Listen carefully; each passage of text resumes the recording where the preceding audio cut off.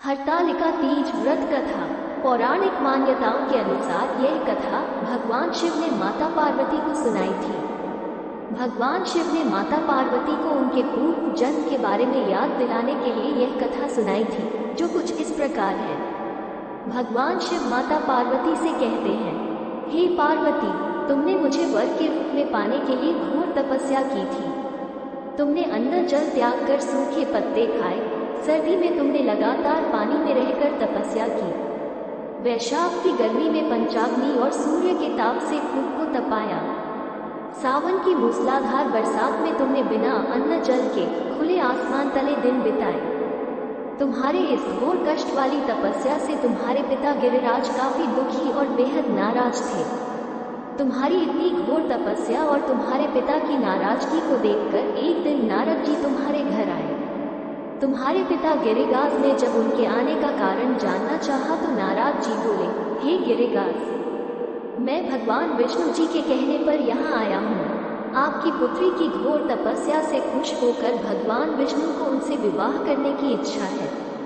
इस बारे में मैं आपकी सहमति जानना चाहता हूँ। नारद मुनि की बात सुनकर तुम्हारे पिता अत्यंत खुश होकर बोले, श्रीमान, अगर स्वयं विष्णु भगवान मेरी पुत्री से विवाह करना चाहते हैं तो मुझे कोई आपत्ति नहीं है।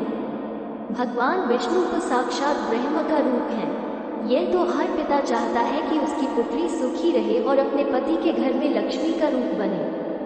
तुम्हारे पिता द्वारा स्वीकृति पाकर नारद जी विष्णु जी के पास पहुंचे और उन्हें विवाह तय होने के बारे में समाचार दिया। इस बीच जब तुम्हें इस बात की जानकारी मिली तो तुम बहुत ज्यादा दुखी हो गई। तुम्हें दुखी देखकर तुम्हारी सहेली ने तुमसे दुख का कारण पूछा। तब तुमने कहा, मैं सच्चे मन से भगवान शिव को ही अपना पति मान चुकी हूँ, लेकिन मेरे पिताजी ने विष्णु जी के साथ मेरा विवाह तय कर दिया है। मैं इतनी धर्म संकट में हूँ कि मेरे पास जान देने के अलावा कोई और दूसरा उपाय नहीं है। तुम्हारी सहेली ने तुम्हें हिम्मत देते हुए कहा कि संकट के समय धैर्य रखने की आवश्यकता होती है। तुम मेरे साथ घने जंगल में चलो जहाँ साधना भी की जाती है। वहाँ पर तुम्हें तुम्हारे पिता नहीं ढूंढ पाएंगे। मुझे पूरा भरोसा है कि भगवान तुम्हारी मदद अवश्य करेंगे। तुमने अपनी सहेली की बात सुनकर यही किया। तुम्हारे घर से यूं चले जाने पर तुम्हारे पिता बहुत दुखी और चिंतित हुए। वो उस दौरान ये सोचने लगे कि मैंने अपनी पुत्री का विवाह विष्णु जी से तय करा दिया है। अगर भगवान विष्णु बारात लेकर आए और पुत्री यहाँ नहीं मिली तो बहुत अपमान सहना पड़ेगा। तुम्हारे पिता ने तुम्हें चारों ओर खोजना शुरू कर दिया। उधर तुम नदी किनारे एक गुफा में पूरे मन से मेरी आराधना में डूब गई। फिर तुमने रेत से एक शिवलिंग बनाई। रात भर तुमने मेरी स्तुति में भजन जागरण किया। तुमने बिना अन्न जल ग्रहण किए मेरा ध्यान किया। तुम्हारी इस कठोर तपस्या से मेरा आसन हिल गया और मैं तुम्हारे पास पहुंचा। मैंने तुम्हें तुम्हारी इच्छा का कोई वर मांगने को कहा।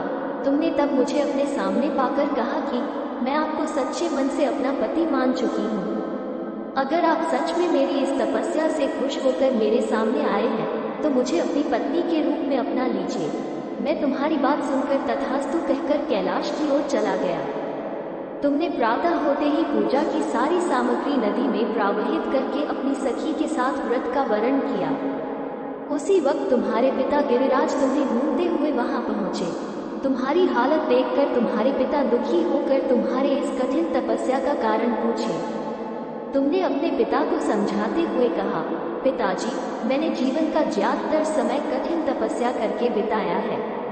मेरी इस कठोर तपस्या का केवल एक ही उद्देश्य था, शिव जी को पति रूप में प्राप्त करना।